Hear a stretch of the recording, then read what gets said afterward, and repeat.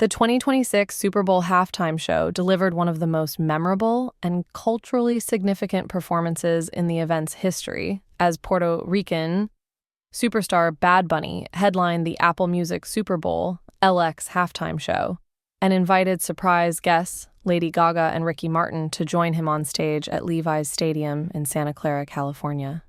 What unfolded was not just a musical spectacle, but a bold, cultural statement that resonated across the globe. From the moment Bad Bunny, born Benito Antonio Martinez Ocasio, stepped onto the field on February 8, 2026, it was clear this halftime show would be unlike any before it. He began his set immersed in vibrant Puerto Rican imagery, from a sugarcane field backdrop to dancers in traditional attire, immediately grounding the performance in his heritage and setting the tone for a celebration of Latin identity and unity. Bad Bunny made history by becoming the first artist to perform an almost entirely Spanish-language set at the Super Bowl, a milestone that underscored both his global popularity and the increasing influence of Latin music on the world stage. His setlist featured high-energy hits like Titi Me Pregunto, Yo Perreo Sola, Safera, and Nueva York, as well as selections from his Grammy-winning album Debí Tirar Más Fotos, which had just earned him Album of the Year. The surprise appearance of Lady Gaga added an extra layer of excitement to Bad Bunny's performance.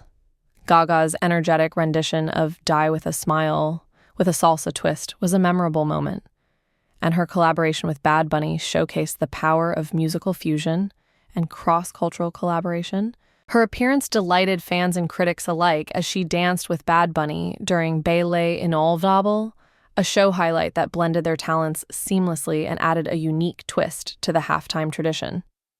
The moment felt both nostalgic and fresh, Gaga's iconic presence tied to a new cultural context rooted in Latin rhythm and color. Following Gaga's segment, another legendary performer, Ricky Martin, made his own surprise appearance. The Puerto Rican star captivated the audience with a performance of Lo Que Le Paso a Hawaii, joining Bad Bunny in a powerful tribute to their shared culture and heritage. Although Martin was not on the original track, his presence and voice added weight to the show's narrative of intergenerational Latin excellence. The show extended beyond just music, incorporating cultural nods, visual storytelling, and community-driven moments that elevated it above a typical halftime spectacle. At one point, a faux wedding ceremony took place on stage, evoking scenes of celebration and unity, while later, visuals featured flags from across the Americas as Bad Bunny named countries in a symbolic gesture of togetherness. Cameos from other celebrities, such as Cardi B, Karol G, Pedro Pascal, and Jessica Alba, added to the production's vibrant energy and further highlighted the broad cultural reach of Bad Bunny's performance. But it was the narratives woven by Gaga's and Martin's contributions that made this halftime show particularly notable, an interplay between pop tradition and Latin legacy, bridged by one of the biggest artists in the world today.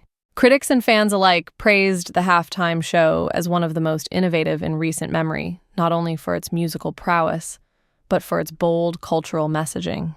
For many viewers, seeing a Spanish-dominant performance at America's largest sporting event signified a milestone moment in representation and global influence. In the end, Bad Bunny's Super Bowl performance wasn't just a concert.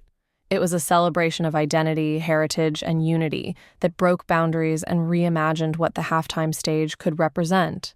With Lady Gaga and Ricky Martin joining him, the moment cemented itself in Super Bowl lore as one of the most talked about shows in history.